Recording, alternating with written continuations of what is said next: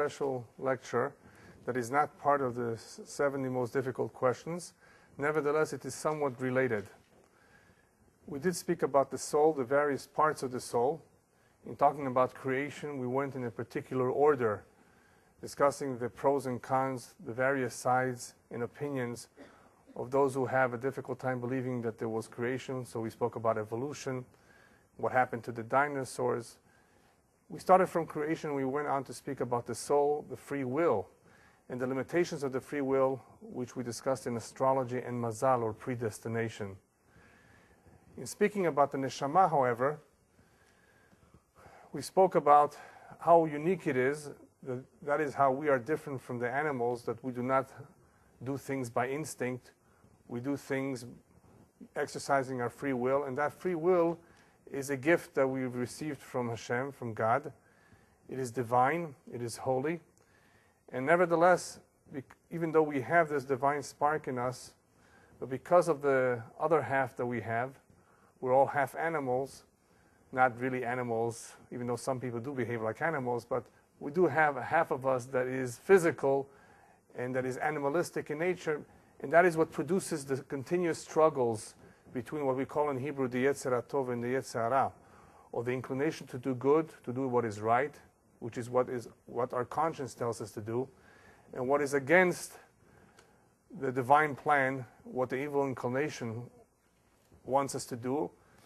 And it is this constant struggle that all of humanity has, that has produced, unfortunately, many wars, arguments, and all the many problems that human beings have created. And the reason I say human beings have created is because God is good, and everything that He has created is good and perfect. But we, through our free will, unfortunately, ruin everything. And a lot of the damage that has been done is man-made, basically. And eventually we'll be talking about the reincarnation of this soul. What is the idea of reincarnation of this soul, that even after the human being dies, the soul does not die, keeps coming back. And what does it keep coming back for? We have about a year to go just to cover the many questions that relate to some of the difficult areas in Judaism that many people have always been wondering what they mean. Difficult areas, difficult questions, B'ezrat Hashem, and we will do our best to answer them, to address them. One interesting area for those of you who were not here last week, but you can hear it on EnglishTorahTapes.com and eventually see it on video as well on our site, TorahOr.org, is the evil eye. The reason I spoke about the evil eye and the ramifications of it is because it does have to do with some of the abilities out there that are related to the impure forces. We spoke about the impure forces, why they were created, why were demons and angels created. All of those questions are part of the series. So evil eye is one of them. Tonight, however, we're going to be speaking about another topic, and that is hakarat hatov. Hakarat hatov means being grateful. The opposite of hakarat hatov, kfiyut tova, or kafui tova, is being ungrateful. Or for those of you who speak Farsi, na shukr. Okay? There's various ways of saying it, but that is, I think, the best way to explain somebody who's ungrateful. Why am I speaking about being grateful and ungrateful? We spoke about the soul, the neshama, how beautiful it is, how much potential it has. And despite the limitations of the human being, and he does have certain constraints and limitations, nevertheless, one of man's greatest mission, whether he's Jewish or non-Jewish, is to perfect himself. And perfecting oneself means working on midot. Midot is a term that we will not cover too much in this series. It is a whole series in itself, working on the various midot, characteristics that all of us have. For those of you who were here during the series on the mini-series of astrology, that is when we spoke a little bit about the various midot, strengths and weaknesses that all humans have, depending, of course, on their mazal, on the sign that they're born in, but also depending on their education. And I want to point out that you're not necessarily stuck with what you have. Remember, we have free will, we can control ourselves, even though we have certain tendencies and inclinations to be like this or like that, it doesn't mean we're stuck, like some people would like to think, and excuse themselves for what they do wrong, because that is the way they are and they should be accepted. Yes, it is almost impossible to change one's nature, but one can control it, one can refine it, one can overcome any evil inclination that he may have, as long as he, of course, he has a reason for it. Nobody does anything without reason. And ultimately, that's what Judaism presents. Judaism presents a roadmap, the map being the Torah, of how to guide ourselves through this complex world and to succeed. And success is not measured in money or in real estate. It is measured on how good of a name or how good of a reputation we acquired during our lifetime, because what we take with us is our name and our deeds, not our money. And because of that, the success, the greatest success that man can credit himself with is, of course, having a good relationship with his wife, with his children, with his parents. All of that is really part of midot too, because that success is not natural. There are challenges, and we spoke a little bit about that when we spoke about another area called soulmates and marriages, which presents another set of obstacles and hurdles and challenges because men and women are so different. But we said that even though people are different, even if people are very different, they can learn to get along if each one is, as we say in Yiddish, a mensch, if each one is a ben adam, a decent human being. Then no matter what the differences are, everybody can get along. Hakarat hatov, or the midah that I'm speaking about tonight, is a very important midah. There are many important midot, but this, as you will see, is very, very important, very special. Why are we talking about it tonight? Because it is related to the neshama. The neshama has many things to accomplish. Each neshama has its own specific, customized mission. And as we grow older, we will discover it. The way we will discover what our personal mission is, because our neshama will guide us there almost automatically. As long as you do not refuse, as long as you do not say no, as long as we're not lazy, we will be guided to the right people, to the right address, to the things that we need to do. And hopefully, if we have the merit, to the right partner who we should marry, or right partners, if you marry more than once, right? That the ones that will be your ezer kenegdo, the one that will be your help, the one that you will be able to complement each other, all of that is guided from above. There's very little we need to do. But then there's the area of free will, where the decisions are left to us. And those decisions have to do the area of midot, or human nature, character, or self-improvement, as it is called. And hakarat hatov is a very important step in working towards that self-improvement. So all of this was just a brief introduction, and let's begin. Rabbis tell us, derech eretz kadma leTorah. Derech eretz kadma leTorah means several things, but the most common one, the most common interpretation is derech eretz, meaning character, good nature, good midot, that comes before Torah. Torah is very valuable. It is our knowledge. It is our wisdom. It is our life that depends on it. But the Torah, as you know, consists of commandments between man and man and God. Mitzvot ben adam lachavero, ben adam lamakom. The portion of ben adam lachavero, the portion of commandments that relate between man and his fellow Jew or fellow human being, that comes first. That is the foundation of everything. Otherwise, if a person knows a lot and does not behave himself, Shlomo Melech tells us in Mishlei, Nezem zahav be'af hazir, isha yafa ve'sarat ta'am. What good is it if a person has a beautiful gold ring and it is in the snout, in the nose of a pig? The man is a pig. He behaves like a pig. What good is it that he has a gold ring? It's useless, right? What good is it a person knows a lot of Torah if he's behaving himself like a pig? Or isha yafa, what good is it if a woman is beautiful on the outside, on the surface, but she's completely rotten on the inside, the sarat ta'am.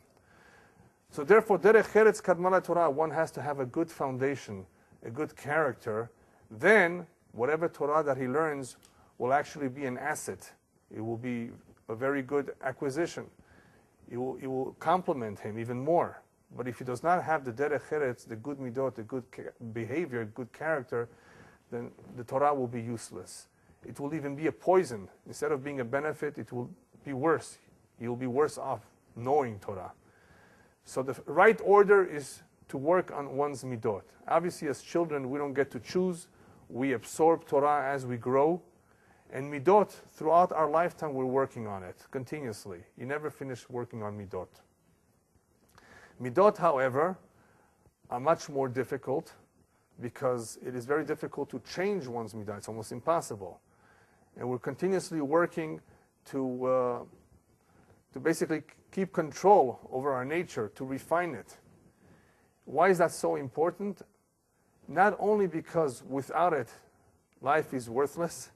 Not only is this the most important achievement, but we've been talking a little bit about physical growth. We have a baby growing up to 6'9" sometimes and playing basketball, right? Being tall physically, weighing 250 pounds. That physical growth will happen almost automatically. You just pour down a little bit of cereal and milk into that baby's mouth.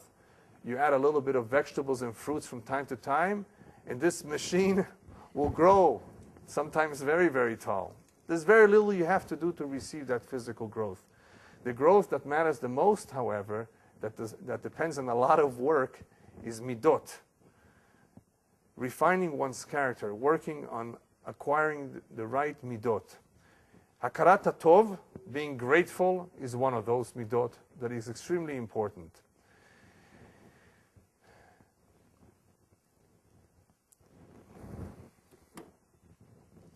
People think that when we are grateful, we're doing something good to the other person. In reality, it's not so much for the other person, it's for ourselves. This midah of hakarat hatov, as we will see, zebonet hanefesh. It's actually one of the building blocks of the soul. Just about every mitzvah that we have in the Torah, he does not need them. He gave it to us for ourselves. You want to build yourself, you want to refine yourself, you want to grow into being somebody very special. If you follow this roadmap, you will come there. You will reach that destination. Hakarat hatov is an excellent example of a midah, a characteristic that can help build the soul. It can really help refine the person. In order to understand a little bit how this midah is and why people lack it, we have to go a little bit into the psychology of human beings. What is the opposite of recognizing the good that was done to you? Hakarat hatov means recognizing the good that was done to you. Somebody did you a favor, you say thank you. That's very special. What's the opposite of that? The opposite is being ungrateful. Ungrateful in Hebrew is called kfiyut or kafui tova. What is the root of the word kafui? It could either mean covering up, lichpot, kofe. In other words, you ignore what happened, you make believe it never happened, or you minimize it. Kafui could also mean to force. To force meaning, ze magia li. What did the guy do? It's nothing. Or it's coming to me. I did him other favors too. So it's very easy for somebody to be ungrateful, either by ignoring, covering it up, or simply feeling that he owes you a favor. If anything, he is the one that owes you. Or what did he do already? It was something so small that he did. It's nothing to him. All of that is kfiyut tova. Psychologically, deep down, the reason why people choose to be ungrateful versus to be grateful and to say thank you is because when you're being grateful, you owe something to somebody. You're being indebted. Nobody wants to feel that he owes something to somebody. He wants to be independent, not dependent on somebody. The fact that somebody did you a favor creates a certain dependency. So you would rather not recognize it. You would rather not acknowledge it. And this terrible midah of kfiyut tova is very, very destructive of the nefesh. It causes tremendous detachment amongst people. And detachment causes, of course, other problems, mahloket, arguments, and so forth. But the fact is that this is very destructive to the neshama. In the same way that hakarat hatov, as we will see, is very helpful, The other way around, the opposite midah of being ungrateful is destructive. Because it's so significant, I always tell people that this kind of a midah, as well as other midah, like being truthful, saying the truth and not lying, should be imbued in our children when they're very, very young. One has to be very strict about certain things at home, like not to lie, or to say thank you, to recognize the good that was done for you, from when you're very young. When did this begin to take effect? When did this midah, this characteristic, become very prominent? During the time of Avraham Avinu. Avraham Avinu, as a young man, noticed that his generation came in the wake of two major destructive events in the history before him. The Mabul, the flood, and the Dora Palaga. The Dora Palaga is where they build the Tower of Babel, and God disperses them all, and all the languages are born, and people just go all over the place. Avraham Avinu knows about this, he's aware, and he's saying, why did all this happen? What was going on in those people's minds? Where did they fail? And the common denominator where they all failed is that they were selfish. Either it was kina or ta'ava or kavod. Either it was jealousy or the pursuit of one's desires or the pursuit of one's honor, an image, right? All of that, everything themselves. They were pursuing their own selfish needs. And because they pursued their own selfish needs, the world was not going anywhere. It was falling apart, and this was not God's plan. Avraham Avinu therefore embarks on a holy mission. What is the mission of Avraham? To teach people to recognize who the boss is. They were forgetting about that too. They became pagan. His mission was to convince everybody that there is one God, monotheism. And how did he do it? By using chesed. Avraham Avinu knew the secret that the world is built by chesed, by kindness, not by selfishness. You want to have a normal world, you want to have a normal relationship, husband and wife, you have to have kindness. You have to be giving and not taking. Olam chesed yibaneh.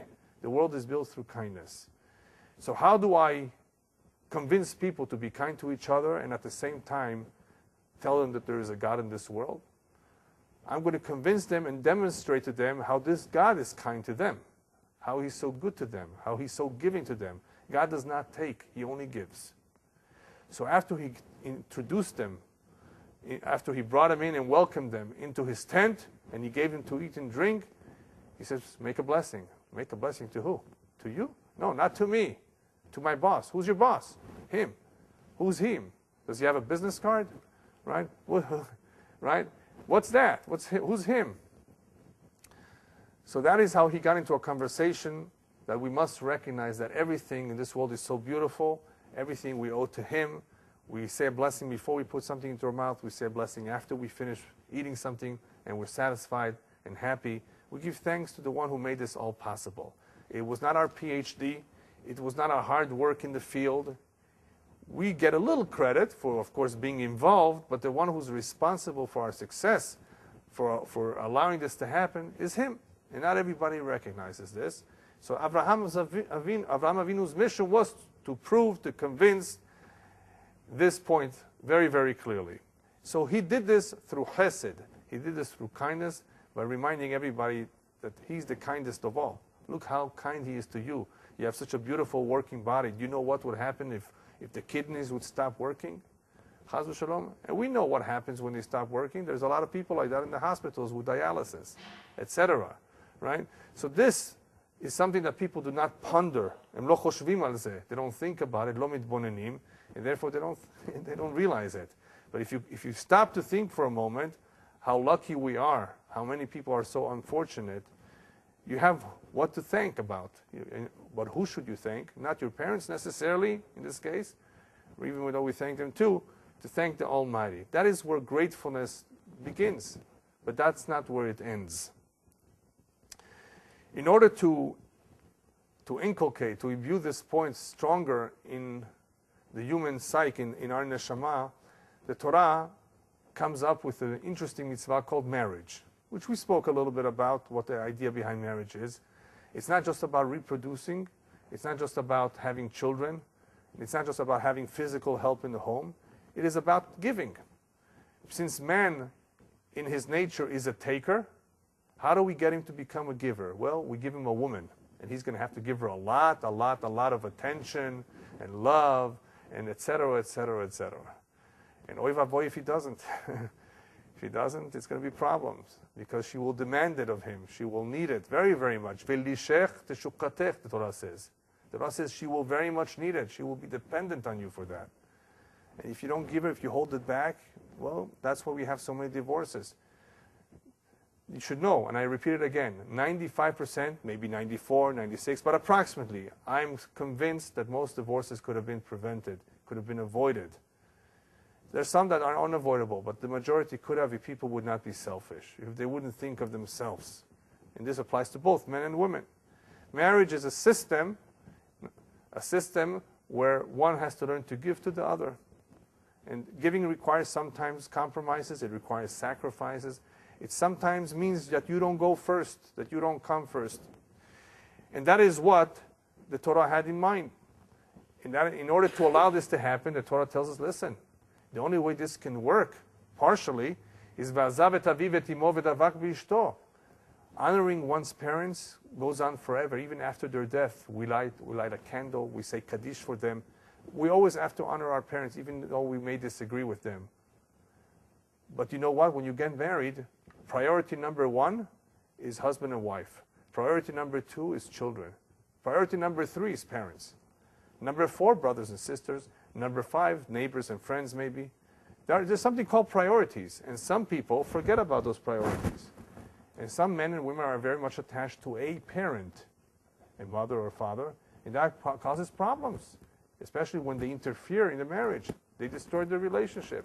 You may have to move to another city if you want to save your marriage, and one's marriage should be more important than anything else in the world. If people look at marriage that way, if that is their attitude, as I said before, if you go to the chuppah with the intention to succeed and not to fail, in other words, you're prepared to do everything in the world to succeed, then you may have to leave out some people that are interfering, even though they were very dear to you, because hopefully your wife or your husband is the dearest one of all. Hopefully. That's the way it should be. And if it does happen that way, then you should have a very successful, long-lasting relationship. But guess what happens? Even in the most beautiful relationships, your wife makes you a good dinner and you forget to say thank you. I said you forget. Why you forget? Because there's something called habits. We're used to it. When do we open up our mouth? Well, something is wrong. Something is not right. But to open up our mouth that something is right, we're just not used to it. And saying thank you can sometimes be forgotten, whether it's one's wife or one's mother.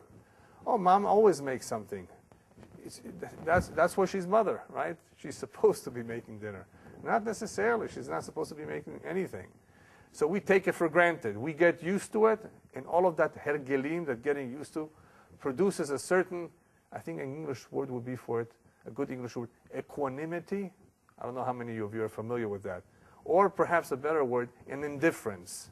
In other words, we're not very sensitive to how much of a difference this would make if we would say a word like, it was great tonight, even though we're exaggerating. It's okay. For Shalom Bayit, remember, for peace in home, it's okay to exaggerate a little bit.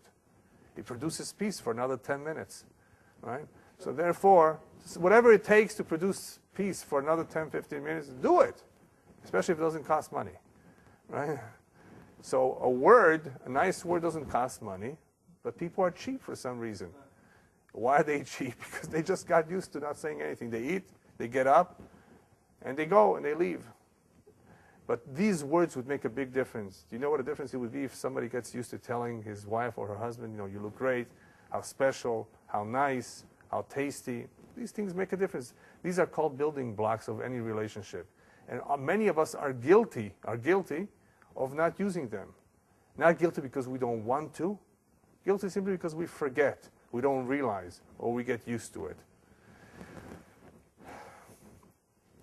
That is why it is important that we instill early on as possible, all of these tchunot, all of these characteristics, these positive characteristics, because this is what builds the man. We're talking about refining human nature. We're talking about having this neshama grow, not just the physical body grow.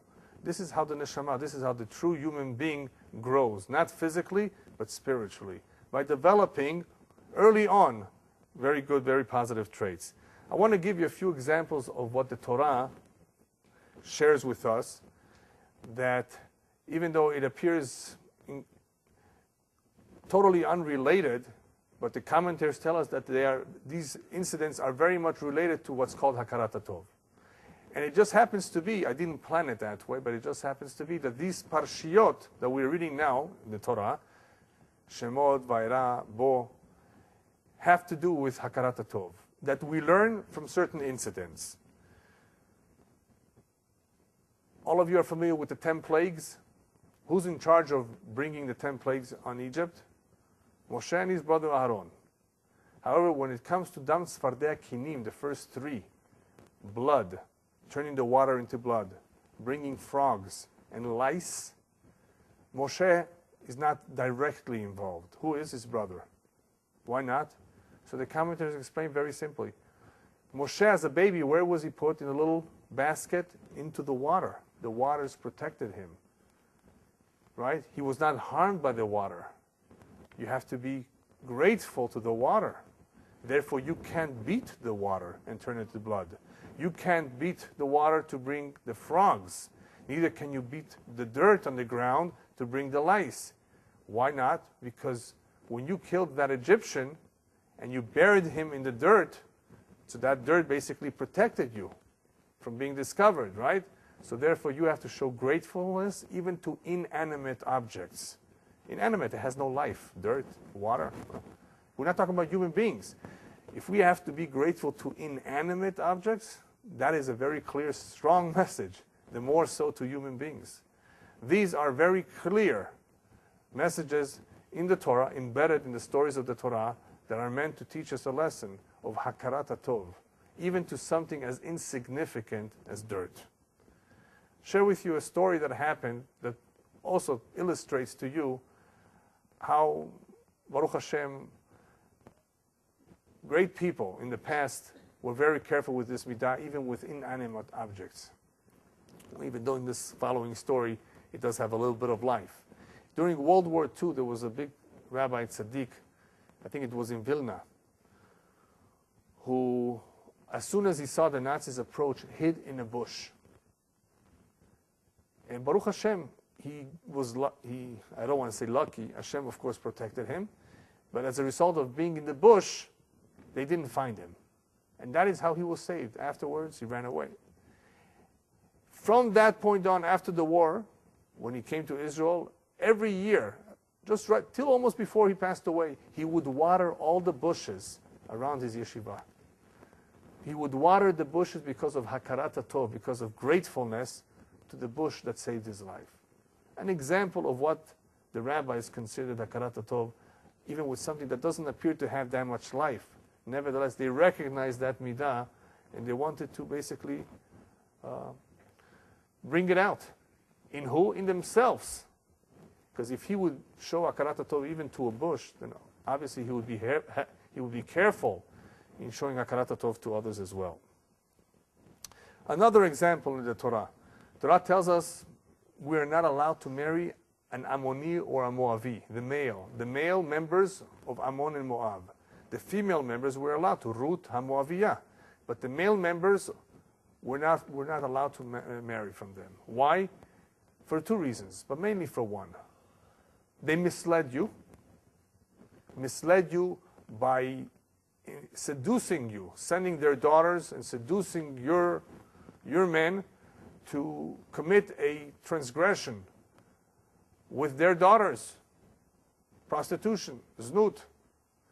And rabbis tell us, Gadola machtio, yoter min haorgo, one who leads others to sin is worse than one who kills you. One who kills you, he killed your physical body. Your soul is still intact. One who misleads you, seduces you to commit a sin, he is taking you neshama. He is taking you from the world to come too, Chas v'shalom. So that is much worse than killing you. And that is what they did. They got Jews to sin. But besides that, the commentators tell us that they were kfuyei tovah. They are descendants from Lot, the nephew of Avraham Avinu. Avraham Avinu, the uncle, was so kind, so good to his nephew, and here the descendants of the nephews were not willing to assist us when we needed their help in the desert. They did not come towards you, to greet you, to help you with food and drink.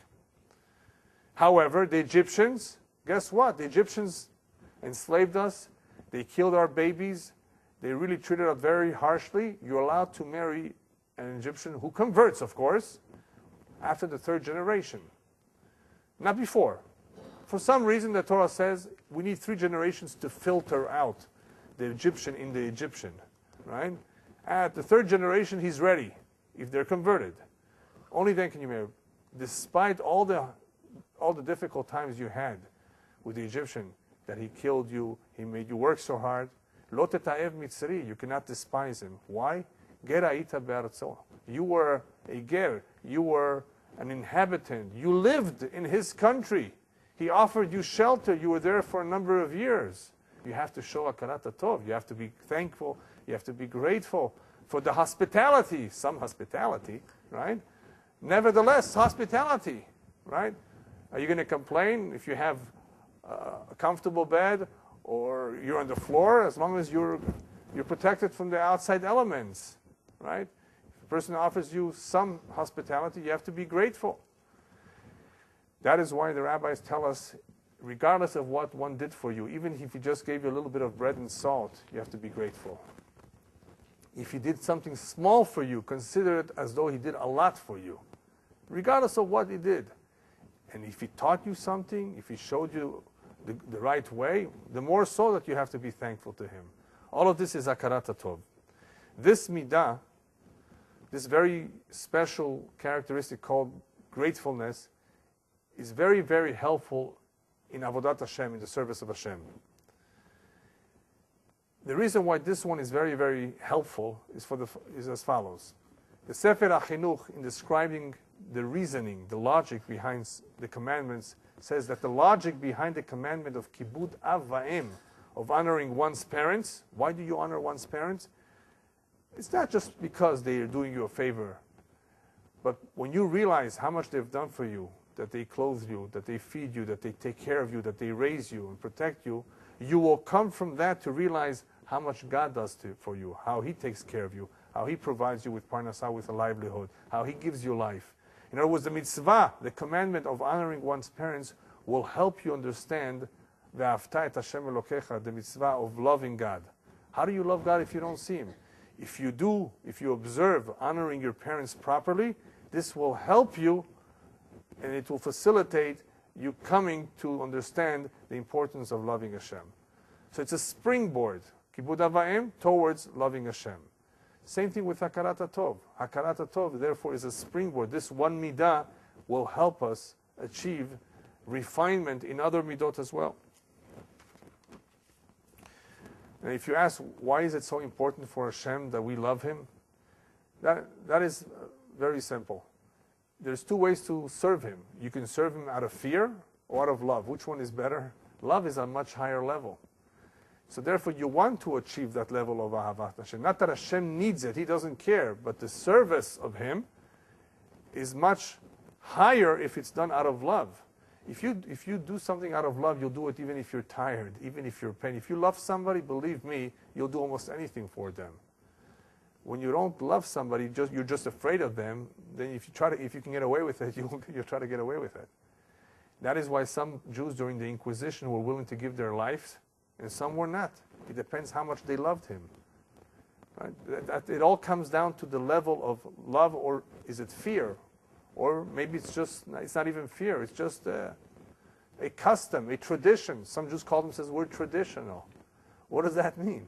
Do you love him or are you afraid of him? Why do you do what you do?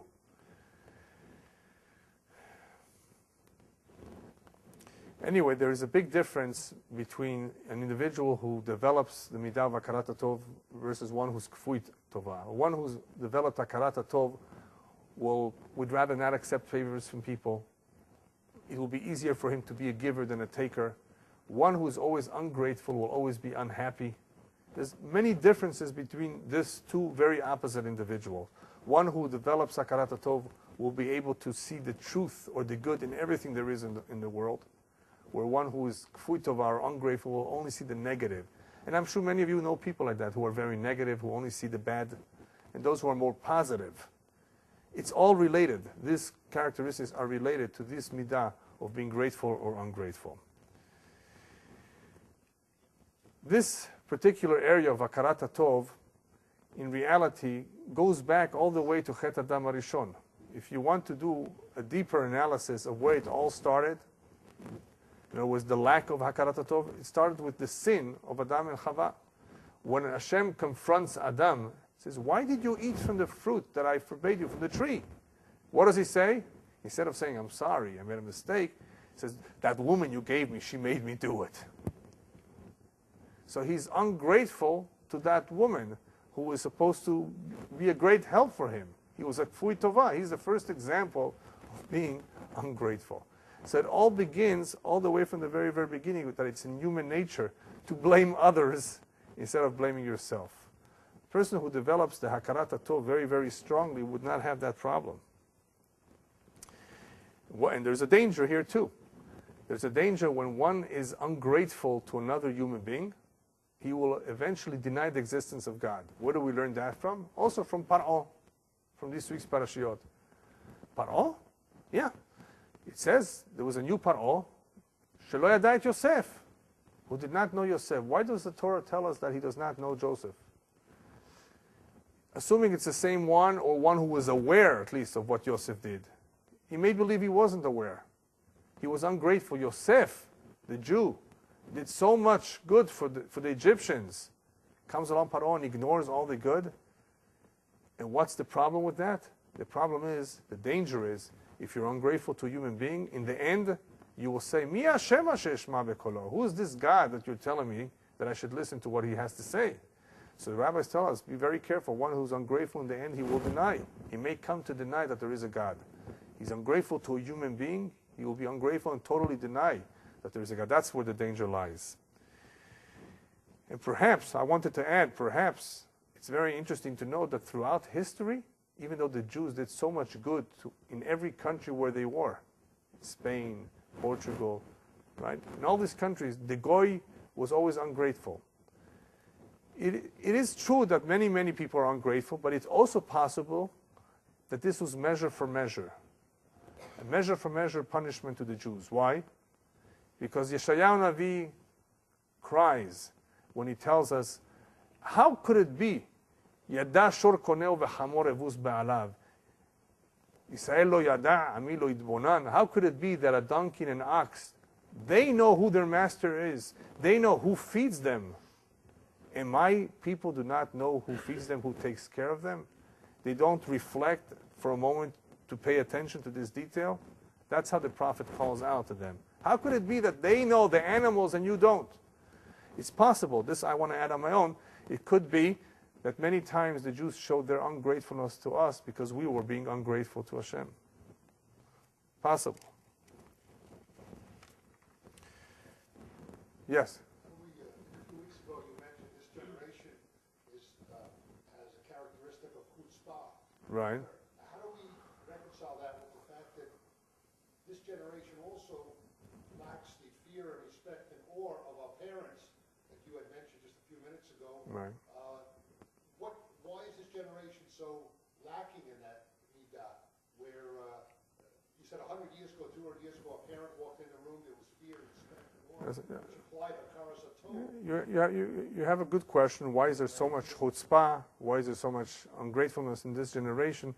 Well, it definitely is a sign that this is Mashiach's time, because it was predicted that right before Mashiach comes, if you want to know if you're around the time that he will be coming, just look at the signs, and that is one of the signs that there is, unfortunately, the lack of respect and chutzpah, which is basically the same, towards one's elders in the previous generations, which has caused a detachment, the moving away from religion too. Because if you're not respectful of your parents, you won't be respectful of their tradition. If you love your parents, you will love their tradition.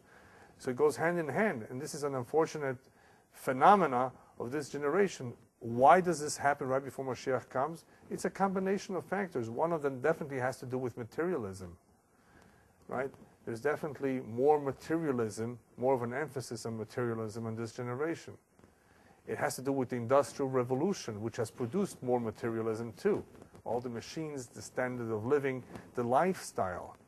right? That people are not, they don't work hard as the way they used to do. Just imagine for a moment.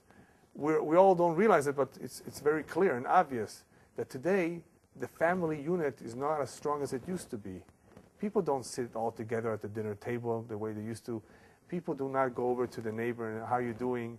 Friends and family do not come together as much. Each one is in his own world because the world has changed around us and has produced this kind of a situation.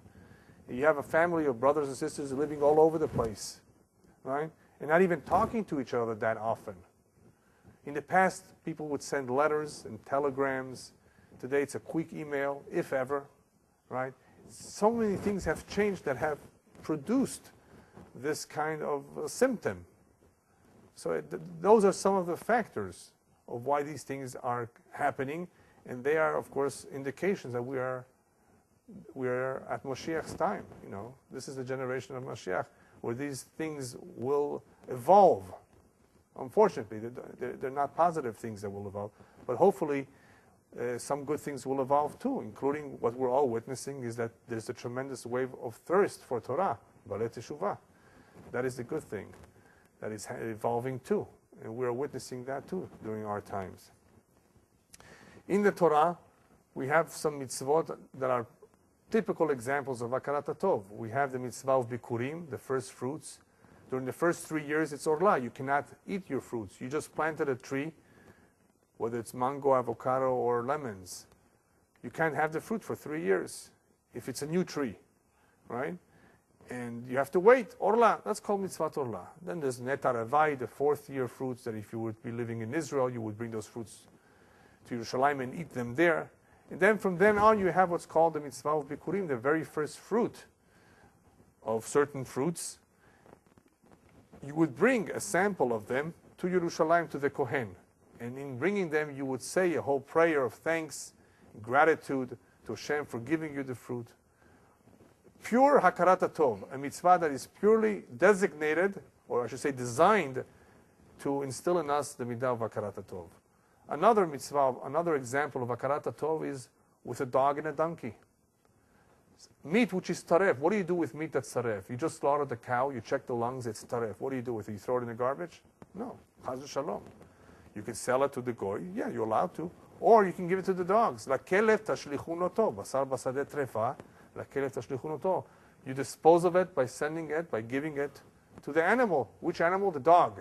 Why the dog? He deserves it. The dog deserves it? Yes. In Mitzrayim, ulechol bnei Yisrael lo yichratz kelev leshono lemeish ve'ad behema. The dogs did not bark.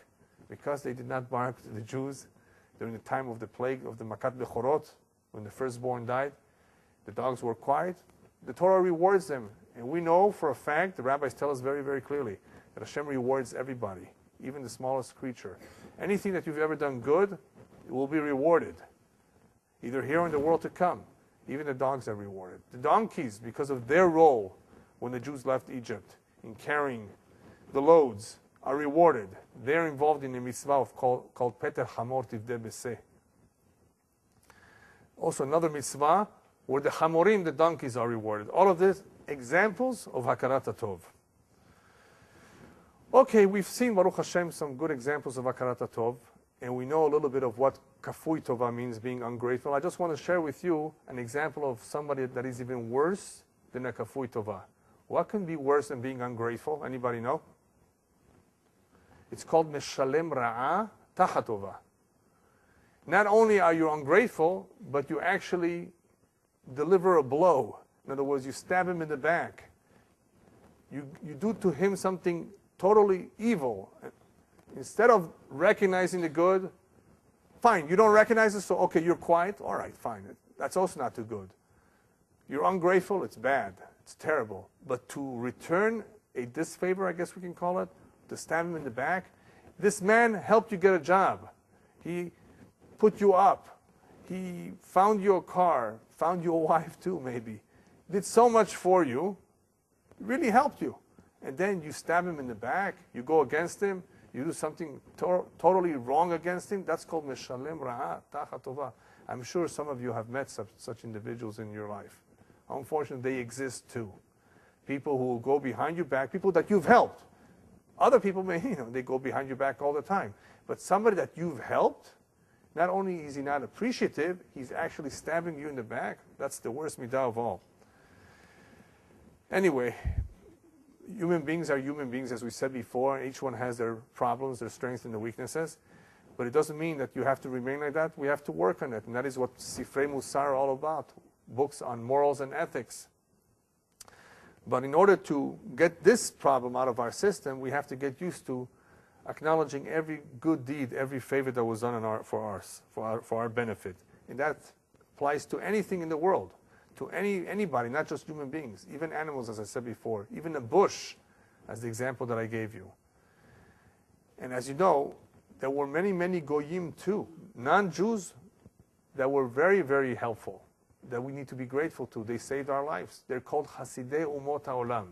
During the Holocaust, one of the most famous ones was the Japanese consul in Vilna, who issued many, many visas to Jews to go to Japan when the Nazis were approaching. And it was through that visa that they were able to leave Poland and Lithuania and go through Russia by train to get to Japan. Transit visa. There were quite a few Hasidei Umot HaOlam, righteous Gentiles, as we call them in English, who we show our appreciation. And as you know, the rabbis do say that these Hasidei Umot HaOlam, yesh lahem chelek l'olam haba, they have a share to the world to come.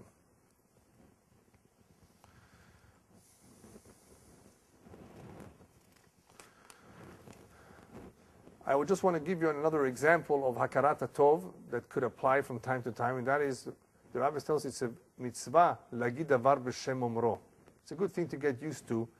When you say something, you want to say something that is good, whether it's a dvar Torah, whether it's a piece of good news.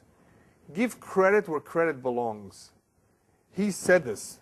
This rabbi said it. That gentleman said that. Esther said b'shem Mordechai. Whatever she told Achashverosh, she said it in the name, she made sure to say it in the name of Mordechai. Always give credit where it belongs. Somebody said something, don't say, I made it up. There are books that were published 250 years ago, something like that, where I think I've heard there was one or two examples where somebody went ahead and republished them using his name. He's the author of the book. Took all that hard work of that man that wrote. He's no longer around. He has no family. Who's going to protest? There's no patent on it, right? There's no copyright, I should say. That's gezel. It's not only a lack of hakarat hatov, it's gezel. It's stealing something which is not yours. Give credit to whoever said it, whoever wrote it in the first place. It's something that we need to get used to. Because of all that we've said, you can now better understand the meaning of blessings that we say. All the blessings that we have in the Siddur, it's basically all an example of hakarat hatov. From the moment we wake up in the morning and we say, Modeh ani Hashem Elokecha, melech chai v'kayam, the first thing that comes out of our mouth before we even wash our hands, before we do anything, is, Hashem, thank you for allowing me to get up this morning. Some people just die in their sleep, So thank you that I was able to get up, that you've restored my soul into me, and that I'm able to continue to live. And then you wash your hands, then you go to the restroom, then you make other blessings, then you pray. That's the first thing. Our whole day, our whole life, the life of a Jew is surrounded with hakarat hatov by making all the blessings that we make. However, there's one blessing, or there's one expression of hakarat hatov that is very unique, and that is with the specific talents that you were blessed and that you were endowed with. As the pasuk says, kabed Hashem me'onecha. Give kavod, give honor to God from your wealth. That's the simple meaning of the words. Rabbis tell us, me'onecha, the drasha is mimash Hashem hanan otcha. For whatever it is that Hashem endowed you, He gifted you. You have a special gift or a talent. Use that in the service of Hashem. You have money, more than others. Use that in the service of Hashem. You have a beautiful, sweet voice. Be a hazan. You know how to raise funds for a good cause. Whatever you're good at, and everybody's good at something. You may not realize it, but you're all special in some very, very unique way. Whatever Hashem has gifted you, whatever talent that you may have, give of that. Use it for a good cause. Use it to give kavod to Hashem. That is another way of showing your appreciation and not misusing it for something not good. Use it for something positive. That is a very, very powerful form of appreciation. Another example that I like to remind, especially some communities have this problem more than others. Whenever a little girl is born, they're not too happy. If it was a boy, they celebrate, they make a brit milah, they invite many guests, they throw a big party. If it was a girl, they don't even go to the hospital to visit their wife. It's a girl? Okay, forget it. Right? Chas v'shalom. Be happy, be thankful. It's a beautiful child. She's healthy. So what if it's a girl? What's wrong with a girl? Except the fact that you have to start saving money maybe now for a dowry. Right? That's something else. But be happy. Some people don't have children. Do you know that? People are crazy about having, even a girl. Not everybody is guilty of this, but some people are guilty of showing a displeasure that it was a girl instead of a boy. Be happy, whether it's a girl or a boy. Be thankful that Hashem has given you a child. And show that appreciation by making a seudah todayah. By making a meal, a seudah, in the Beit HaKnesset, something. You don't have to spend thousands of dollars and bring a Persian singer. Okay? No. You shouldn't even do that for a wedding. Right? You can make it economical, make it simple, but show your appreciation. Do something to thank Hashem. Right? Do something to thank Hashem, even for a girl. I want to end with an incredible story that happened several years ago in upstate New York. This story is an example of how minashamayim megalgelim, how from heaven they will bring about a situation which proves that there is hakarat hatov. Even from heaven there is hakarat hatov. In other words, how this point is so important. There was this Jewish man who used to travel a lot to upstate New York, long distances, many hours. And when he would go back down to New York City, he would try to get some sleep before. And somewhere in the road where there's a hotel, he would spend one night on the way to New York City. So one year he did the exact same thing. He got some good sleep so he can travel through the night, the first night. And this time, he took a station wagon with him. He usually never took a station wagon. This time he took his station wagon with him. All right. On his way down, even though he had a good sleep before he began his return trip, all of a sudden, for some reason, he feels very, very tired. Now, as you all know, to be tired and at night, it's not a good recipe for driving safely. So he realized that even though he usually stops off at some hotel later down the road, he decided this time to stop earlier. He didn't know why he was so tired. He already had some sleep. Anyway, he's tired. So where the first building that he saw was an old age home for Jews. And he asked for a room there. They took him in. I think they even knew who he was from the past. And in the morning, the lady who was in charge of the place went over to him and said, sir, could you do us a favor? Last night, one of the old people passed away, and he has no children, and he needs to come to a Jewish burial. Could you please take care of it? You're going back to New York City. Can you take care of this for us, please? So he says, oh, for sure. It's a big mitzvah. Baruch Hashem, this time I brought with me a station wagon so I can fit the coffin inside the back. No problem. So he takes him down to New York City. Where is he going to go to New York City? He's going to go to his friend. His friend has a big yeshiva. And in the yeshiva, there are yeshiva boys. And before they go to the cemetery, they're going to get the yeshiva boys to attend the funeral. It's a big mitzvah. After all, where are you going to get people? Excellent opportunity to go to the yeshiva and get some boys. So fine, they all agreed. The yeshiva boys come out. And as they're accompanying this niftar, this dead person, to his final resting place, the friend, the head of the yeshiva, asks the other man who brought the deceased, tell me, what is the name of this dead man? And he says the name. As soon as the rabbi heard the name, he became pale. He says, you know who this man is? He says, why? You know who this man is? Yes, this man all his life used to send money to support this yeshiva. All his life, he supported the boys of the yeshiva, and now it was the turn of the boys of the yeshiva to show their respects to this man. An incredible coincidence. Of all places, this man used to send checks all the time on a regular basis to help this yeshiva. You think that will go unrewarded? You think he will be buried incognito in some cemetery without a funeral, without the respect? The same boys that benefited from his help were the ones who attended his funeral. Min hashamayim, they made certain that they will repay him for his great favor. An example of how min hashamayim, they make sure that the hakarat hatov takes place. I'm very much convinced that B'ezrat Hashem, if we get used to exercising this midah and giving thanks to everyone, and especially to HaKadosh Baruch Hu for all that He has done for us, then He will want to continue to bless us and to give us all that we ever will need. B'ezrat Hashem.